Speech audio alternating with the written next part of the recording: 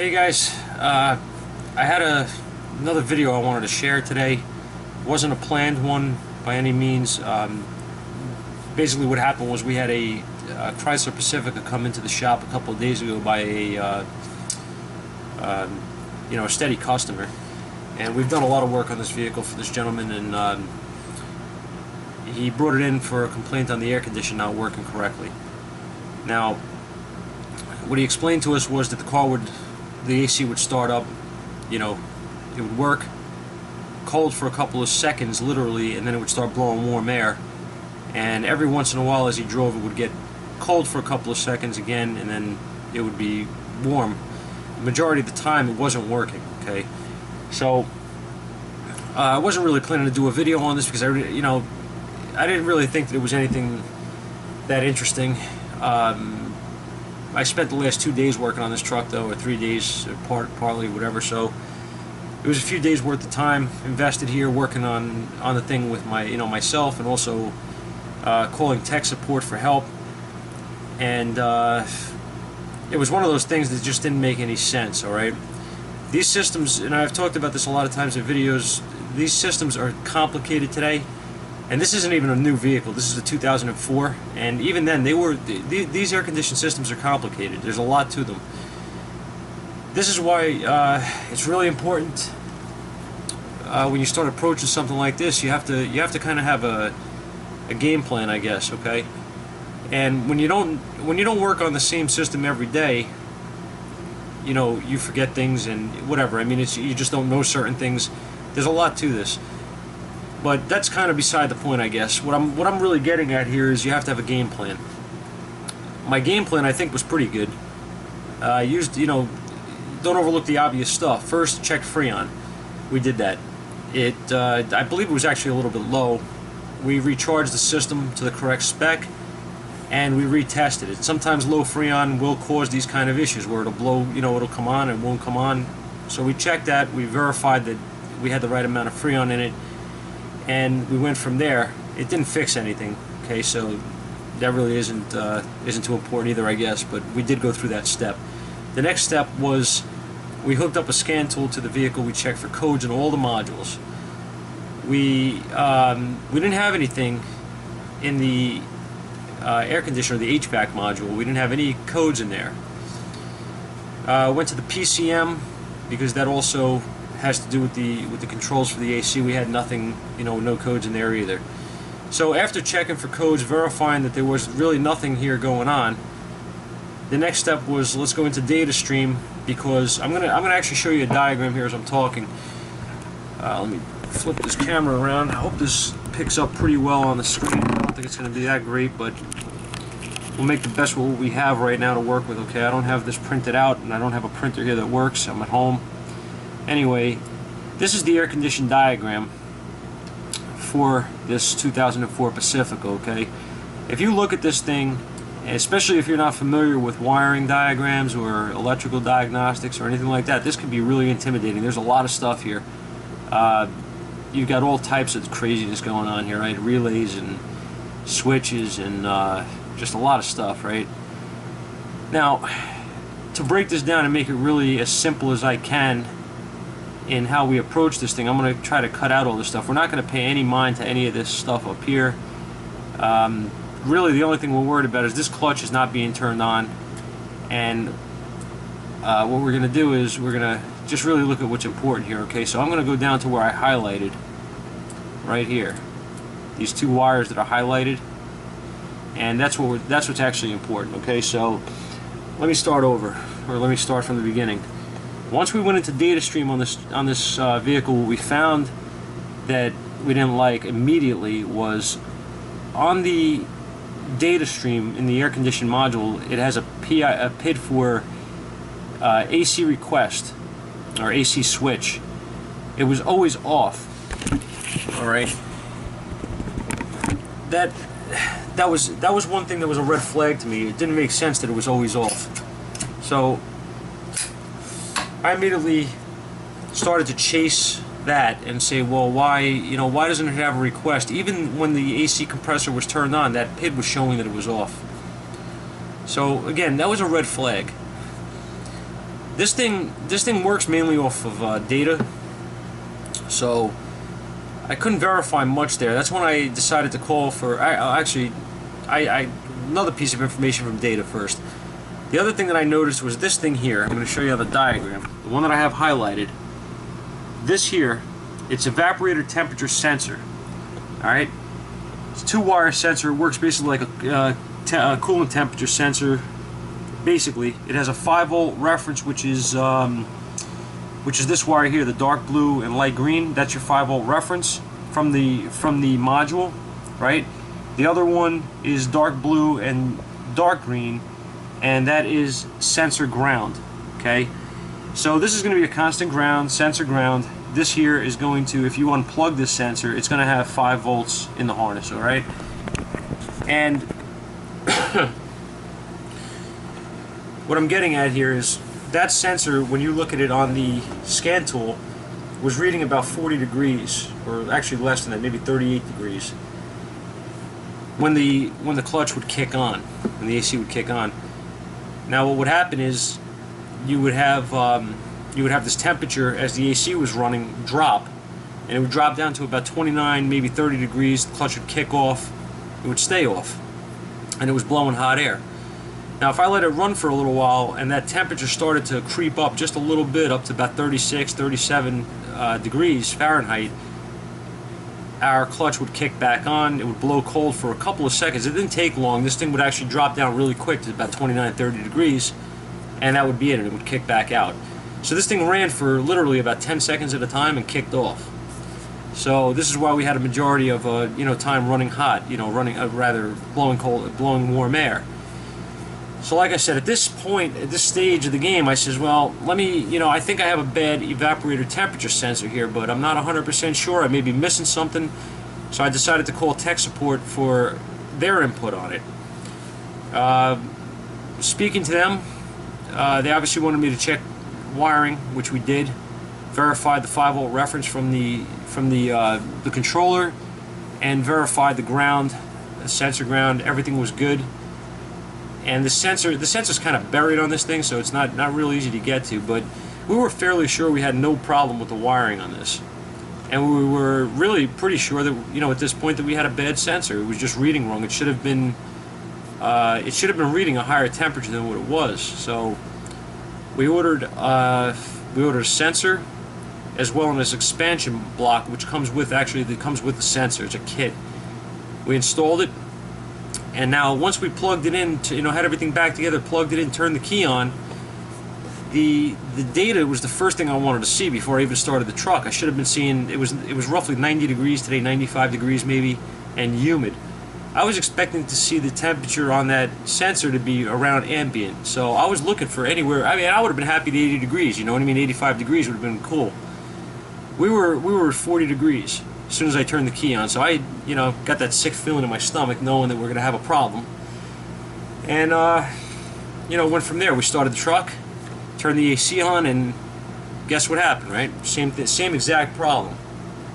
So, from there, I went through the wiring once again at the back. I went to the back of the AC controller, and, actually, this is what it is right here. The auto temperature control, it's called. That's what I took this. I took this out and verified again. My wiring was good here. Everything was good from the sensor, and I wasn't really sure what to make of this thing. But the reason I'm going through this again, you're going to see the video. I'm going to actually show you on the video, but I just wanted to go through this when I'm home and I'm able to think a little bit more clearly. In the video I think that I made today, I was kind of it was on a whim, and I think I forgot to mention that scan tool data was showing off all the time for the AC request, and that was a big part of this. That really raised a red flag with me, but we didn't really chase that once we saw the temperature problem here. That the temperature variance was so great between the ambient and the sensor data that we were getting on the scan tool. So we started just going right towards the sensor and forget everything about the thing being off all the time, because we saw the clutch coming on. We said, well, it could be bad scan data, whatever. As it turns out, it was bad scan data. It was also bad scan data what we were seeing with the 40 degrees, but it wasn't the scanner that was the problem, and that can happen. We've seen that before. It wasn't a scan tool issue here. It was a vehicle controller issue here. And you're going to see how we, you know, on the video you're going to actually see the data. You're going to see what we did to check it and how we verified everything. And I just thought it was really, I just wanted to go over it again here with the diagram to show you guys the circuit, you know, quickly, but you see what we're working with. And I think visuals are always better, but you know, this was a tough problem to figure out. And I mean, we're working with expensive stuff here, you know what I mean? This controller, the controller for the temperature is around $600 or $700 from the dealer if you could find one. And the other possibility here that I didn't mention is the PCM could have actually been bad here, which that's a little more far-fetched, I guess, but you know, a little bit less of a chance, a lot less of a chance of that, but it is a possibility. And these Chryslers, they fail, with PCMs fail in these things all the time. It's not anything that we haven't seen before. So that was also a possibility, and not being able to verify where our issue was really what, you know, is always really the concern. So, you know, how we ended up finding this is when I was at that point with this thing and I was checking everything at the back of this controller and not finding anything really that made any sense, I pulled the controller out and I noticed on the back of it there was a manufacturer date of 5/3 of 06. This is a 2004 vehicle. So there's my second or third red flag on this thing, right? I was like, wow, that's not right. So I called the dealer and ran the VIN on it, and they needed obviously the manufacturer date on this thing, which was 7 of 03, and the part number didn't match, even though everything plugs in and it looks exactly the same, you know, same unit. The internals on this thing are different. I called the customer up and asked him if anybody had changed this head unit, and they said yeah. He said yeah. He said we changed it because the LED on 4 of the buttons don't work, so it doesn't illuminate when he turns the parking lights on a couple of the buttons. So somebody put a used unit in here, which is wrong, and everything worked, you know, I mean, it came on, you know, whatever, but it didn't, the AC part of it, whatever that temperature sensor sends a voltage, you know, it's a voltage signal to the temperature control module. And the way it interprets that voltage signal is different on the two modules. So say that we were at, and I don't remember this exactly, I'm just saying this for conversation here, but say that we were at 2 volts at the sensor, right? The sensor was sending a 2-volt signal back to the computer. It was interpreting, say that it's supposed to interpret it at 70 degrees, it was interpreting it at 30 degrees. So that's where the problem was. Inside this module, it internally works different. For some reason or another, it interprets the voltage differently. So it was shutting the clutch off, it was shutting the AC off, it thought it was freezing. I plugged in the old module knowing that it's only a lighting issue with it, it has nothing to do with function. I plugged it in and the data immediately was correct. Alright, we were I think at 80 degrees or something like that. And I also noticed that, I don't think I caught this on video either, but I did check, it was working when it was showing on, you know, for the AC request now, where it never did that with the other module. So even though everything looked exactly the same and everything plugged in and this and that, it still was not correct internally, and it works differently. So that's where we were, that's where we ended up with this thing. And you know, again, it was just somebody putting in a part thinking that they could go to a junkyard and install a part that's close. You know, it's the same year or whatever, you know, whatever, it's close in years, it's 2 years apart, whatever it is, and it fits, so we can plug it in and it's going to work. It doesn't work that way anymore. These cars today are even for one year difference, or even the same year, sometimes half a year, there's a difference in the part numbers, and it makes a difference. That's why they're numbered. They're not meant to be interchanged, just the way it is. I mean, and yeah, it sucks because it makes life really hard for us, you know what I mean, in a lot of ways, but that's just the way it is. They don't want you tampering with them, you know, and that's it. They're supposed to work with a specific year or a specific vehicle or whatever, and that's it, and that's how they're designed. So if you go to a junkyard and put a, you know, a power window switch in for a car and it doesn't work, You know what I mean? Don't be surprised. It may not. You may be right. You may have a bad switch, but it just means that you may have gotten another one that's no good either, or one that's not compatible with that car for whatever reason. Maybe it has door modules in it, and that switch has different wiring, or it just works differently, the circuitry. So these are things you have to look out for. If part numbers don't match on something nowadays, you have to be really careful about plugging it in. Anytime that if I have a part that I have to get used, which I really don't like doing, sometimes I'm forced to because they're discontinued or not available. If I have to be forced into that, I really want to make sure that I have the exact same part number for the part that I'm swapping out. If I don't, I'm really not too confident. You know what I mean? And there are certain numbers where it'll tell you, like these guys can look it up and it'll tell you, you can use this one or this one and it will work. So as long as you have a reference to go by, you're good. This is like worst case scenario with this truck though. I had no idea that this module was changed. No clue at all that it was worked on somewhere else. Because like I said, this is a steady customer. We always work on the vehicle. And it turned out that he did this because he was getting something done that we don't do, I think, somewhere else. And while he was there, the guy, I guess, said he could get him he could fix the lights for him or whatever, or he could change the module out for him. And, he did it. And I was never informed of this. I was just, here, the AC doesn't work. And I went about it as a regular diagnostic for an air conditioning problem, and it turned out to be a module that was incorrect. So again, I'm not trying to drag this out, but this is, this is stuff that, may help you guys. Don't ever overlook something like this, because you will get burned and you will put a lot of money into a car and not fix it. So, lucky for us, I mean, it wasn't too crazy here. We did find it, but I would think probably 99% of the time when you had this problem and the reading like that, where that temperature sensor was reading crazy, you'd have a bad temperature sensor, like a coolant sensor that went bad, and there's really not much of a difference. So when you wouldn't really think twice about diagnosing that and putting a sensor in it. But at the point we're at after that sensor, you could start really throwing money at this thing. So I hope this helps you guys, and check out the rest of the video, and subscribe. Thanks, guys.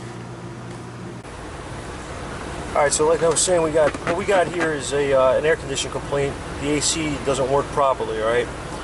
The first thing we did on this thing is obviously check the Freon level in it, okay, which we found that was incorrect. We evacuated it, we vacuumed it, and we recharged the system, checked for any obvious leaks, and came up with nothing there, which was fine. We then started the truck and turned the air conditioner on while we had the scanner hooked up, and we found that the AC does work. All right, it was blowing cold, and then after about 10-15 seconds, the compressor kicked off. All right, it cycled off, which seemed, premature. I thought it might kick right back on, which it didn't. It ran for about another minute, roughly, or so, blowing hot air, and then kicked back on again. So what we did was we had the scan tool hooked up on this thing, and we were looking at data in our HVAC controller. And what we found is we were actually, and I want to throw this in here. We do have tech support here. We work with Mechanics Education Association up in Maplewood, New Jersey, and these are probably the best guys that I've ever been around. Okay, they're very knowledgeable. They have access to a lot of information, and just want to throw that out there. If any of you guys have a shop and you want to learn more, these guys are, and have the tech support and everything, it's all included with the price of the membership. So it's well worth it. Okay, they're a huge help. We've been with these guys for probably 25 years or better since they opened, and they're a wealth of knowledge. All right, Dave, Louie, Al, and the other gentlemen that are up there, they're all just amazing guys. So I just wanted to mention them here and thank them for all the help if they're watching. With some help from them guys, because we had seen this here. I'm going to show you on the scan tool. If you could look at this data, that one that's highlighted in blue, that PID there, the evap temperature sensor is reading 29 degrees Fahrenheit. Okay, the AC is on right now. Well, the switch is on, but it's not on. Okay, the compressor's not coming on. Now, if you continue to watch this, as we did, we found that, you know, this sensor temperature, it will go up to about roughly 36 degrees Fahrenheit and then kick back on. All right. Again, I'm sorry I didn't go through this from the beginning, guys, and I have, you know, all the information. But I've been busy, and I really wasn't planning to do a video on this, but I really wanted to get this on video after we found out what was going on here, because it really had us chasing things, you know, and going down possibly the, well, I don't want to say the wrong path, but it was a little difficult here to diagnose this. Okay, so here we go. We're at 36 degrees, and 37. Yeah, the compressor just kicked on.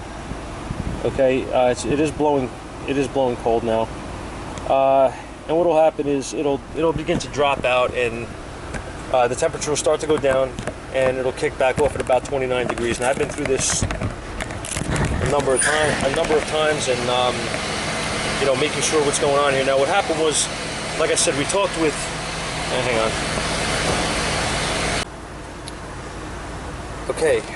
As I was saying, we've been through this a number of times. We made sure what was going on, and I'd call for tech support here because I didn't like the fact that this was reading 33 degrees or 34 degrees or whatever. Now, when I shut the key off in this thing and let it sit, the best that I got out of here was about 40 degrees, 44 degrees maybe, with the heat on. I was talking to our tech support. Of course, he said, you know, verify with the heat on this thing. You know, we should probably see an increase. I mean, really, you should be reading ambient temperature here on this sensor if the, you know, or close to ambient temperature. It's about 90 degrees right now, so we're reading 40 degrees. We have something going on here. It doesn't make any sense. So obviously check the wiring to the sensor. Getting to this sensor is a pain in the ass. Actually, it's a big pain. You can't just get to it. It's by the it's actually mounted on the expansion valve, so it's a little bit involved to get to it. All right, it's not something I could just easily get to and check. You can't unplug it without taking things apart. So I couldn't get to the sensor to do some of the testing I needed to do. So what we did was we went right to the module here, which is this head unit, right? Okay, and what I did was, I know you guys are cringing, but sometimes this is the way it is, okay? If you want to make a diagnosis on something, and this is what we had to do. We cut the wires at the sensor. I'm sorry, we cut the wires for the sensor at the module, okay? And what we did was we checked, one of them is going to have a 5-volt reference, which is this one, it's our signal line, and the other one is going to be a ground, the sensor ground. We verified, I'm not going to go through all of this on video, but I'm going to tell you what we did. We verified with through testing that we did have our 5-volt line there. It wasn't low voltage or anything like that, and the other line was a good ground. Once we did that, again, tech support, you know, and us, we were working back and forth, recommended that we're going to have to change the sensor probably in here because it's reading wrong, which makes perfect sense to me, and obviously if you guys work on vehicles for a living, it makes perfect sense to you too, right? So we've also seen this before. This isn't something new with these sensors going bad, and it will cause the AC system to not work properly. So we changed the sensor, and actually we changed the evaporator. Yes, I'm sorry. Let me try that again. We changed the sensor and the expansion valve, which it came together as a unit. So after we changed that, we were pretty confident everything was going to be fine until we turned the key on initially and found on the scan data that we had 44 degrees Fahrenheit. At that point, I was pretty sure that we were in deep trouble, and I was right, because we started it up and we had the same sequence over again. This is actually what I'm showing you here is the data with our new sensor, our new expansion valve. Okay, this is the same, you know, 30 degrees. All right, so we know that we have an issue going on here with this. We know it's not correct. Why? Right? It's always the question you got to ask, why? So the next step was I got a multimeter, and again, not knowing how this thing works, working with the school here, we got our meter and we're in that signal line, okay? And what we want to do is basically we want to see how this correlates our voltage at the sensor signal to our temperature in degrees, right? Well, we don't have a scale. We don't have any scaling here to go by, so we don't know if 2.52 volts means 33 degrees Fahrenheit or not. Okay, what I'm getting at here, and what I was starting to believe was happening here, knowing that the wiring integrity for this sensor down, you know, from the computer down to the sensor is good. Knowing that, knowing the sensor's new, and you know, assuming, of course, anything is possible, you can get a bad sensor, but assuming, because it's doing the same thing the old one did, we do not have a sensor issue, we do not have a harness issue in this vehicle. Something else is going on here, and it's pretty difficult to figure out what, right?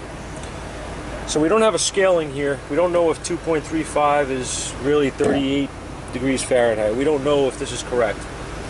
So what we did was we got a sensor simulator. This is the one we use. Okay. And what I'm not going to show you exactly how to set this thing up, but if you're familiar with this, what it does is it will give you a substituted value to your sensor. So basically what I'm doing is I'm going on the signal line here. And I'm going to show you this because this is important.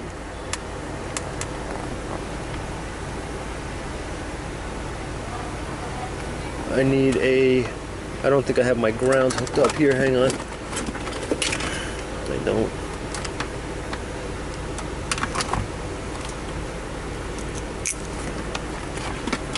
Hook up my ground. And of course these wires, don't worry, these wires are all going to be fixed and insulated. I know you guys are concerned with those wires being cut. So I'm hooked up. This probe here is my sensor simulator, and I've hooked that up to my my signal wire to the computer, to the HVAC computer for the temperature sensor. Now I didn't touch anything yet. Okay, we're 2.3 volts. Now this is still doing what it was doing before. Okay, what I'm going to do is I'm going to change the voltage here. Okay, I'm at 1.3 volts. Okay, look at my temperature now on my evaporator temperature sensor. 71 degrees Fahrenheit, right? Now if I go lower on the voltage, I'm at about 1 volt. Now 1 volt, I'm at about 80 degrees Fahrenheit, 83 degrees. Okay, so now what is this telling me? Well, what I'm thinking here at this point is, if this works 0 to 5 volts, then when I'm at 2.5 volts and this thing is reading, what were we reading, like 30 degrees? By the time I get to 3.5 volts, which I'm going to show you, say I was at 2.36 volts, right? I'm at 30 degrees already. Now this sensor is capable, it's going to go up to 5 volts, right?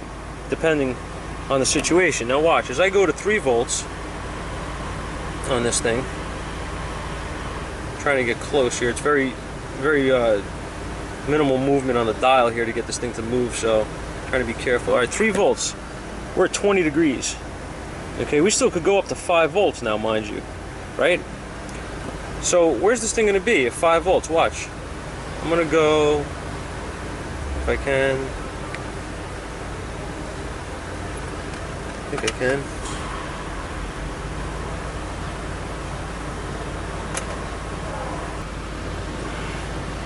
Alright, so we're at 1 volt, right, 1.8 volts right now. We're at 53 degrees Fahrenheit. I'm going to go to 3.49. It's almost a half a volt. I mean 3.5 volts. Here we go. We're at 6 degrees. Now, as soon as I see, this is what I'm saying. You could still go another. It should be 5 volts that this thing is reading 0. That's what I'm getting at. Okay, not 3.5 volts, 3.7 volts. This is not right. This is not reading correctly. So, what we're figuring out here, again, working with our tech support and putting 2 and 2 together here on what we're seeing on data and what we're seeing on this meter. This doesn't correlate. It's not right.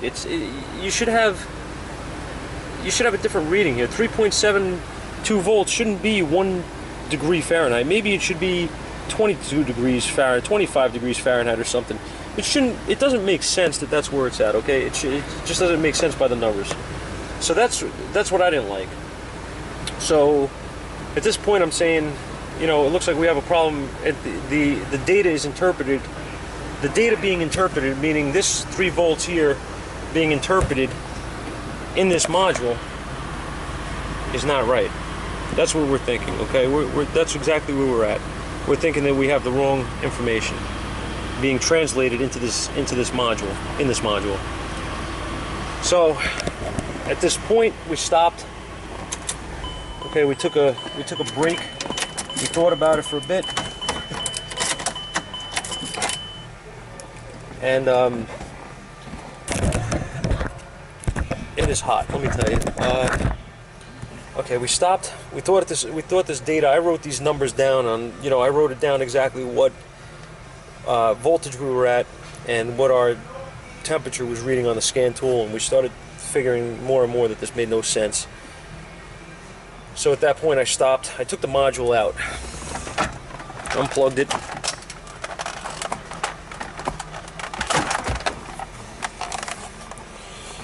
And I got the VIN number of the vehicle, the manufacturer date of the vehicle, which is also very important. And the camera's picking this up. There's your number off the module. It's the P0 number here. Alright. And then I noticed this. 5306. This is an 04, guys. This is a 2004 Pacifica we're working on. This makes no sense. Okay, so I ran the VIN, and what I found out was this is absolutely the wrong number for this vehicle. This is for an after, this would be for manufacturer date of 1 of 04 or up. The one we have should be, the manufacturer date we have is 7 of 2003. This is incorrect. So we knew right off the bat we had an issue there. Can this be the whole problem? No. I called the customer and asked him if somebody had worked on this. He said no. Then I had asked him, are you sure nobody touched this? He said no. I said okay. I said, so nobody changed the head unit for the AC controller, the AC controller head unit. He says, what's that? I said, the part you push the buttons on. He says, oh, yeah, we changed that. I said, oh, okay. I said, where's the old one? He said, it's in the back of the truck. Changed it because the illumination doesn't work on 4 buttons here. Okay, those 4 buttons on the right don't illuminate. So we changed this. If you look here, you have a totally different manufacturer date and a totally different part number. Now, of course I don't care about illumination, right? So I took this after speaking to him, plugged it in. Now I'm going to take everything off here except, I'm not going to use the sensor simulator here obviously because we're not looking to do that. We're just simply looking to start this thing.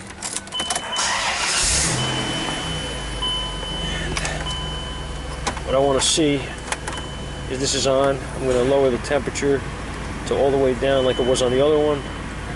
Dual climate, right? We're going to lower them down all the way to low. And what I'm going to do is I'm going to look at our voltage reading now. First here, check this out. 71 degrees Fahrenheit. I have no sensor simulator on here, fellas. That's the probe right here. Okay? The only thing I have, that probe is my multimeter. That's all it is. I'm going to get a glare off the screen. There's my multimeter.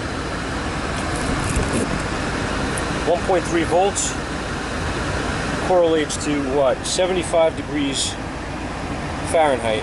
I've been sweating in here the whole time doing this video because this air was not really working most of the time, okay? Unless I was simulating the voltage, changing it to something it's not supposed to be, just to raise the temperature up on something on this, to make this thing interpret it the way it's supposed to be interpreted, which is the problem. This is interpreting the data from this sensor, from those 2 wires. It's interpreting that data incorrectly, which is why this was reading off.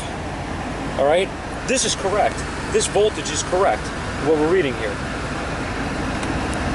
The scan tool, remember this, guys, the scan tool only tells you what it sees, what the computer sees.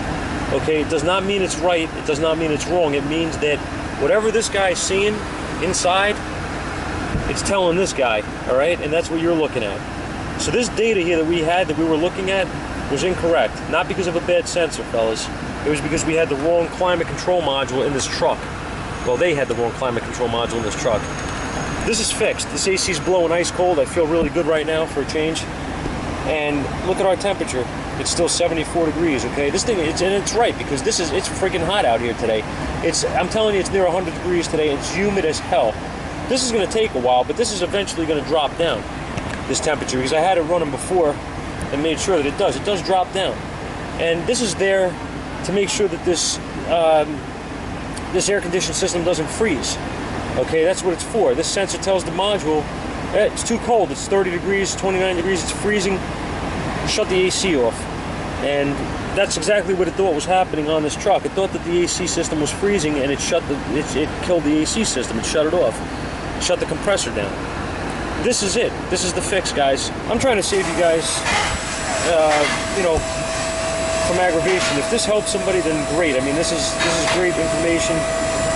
And again, I want to thank the school, MEA, Dave, Louie. You guys are outstanding, and I really appreciate all the help you guys provide. I mean, you know, when we don't have the information, you usually do, and you're willing to work with us to figure stuff out. So that's great, man.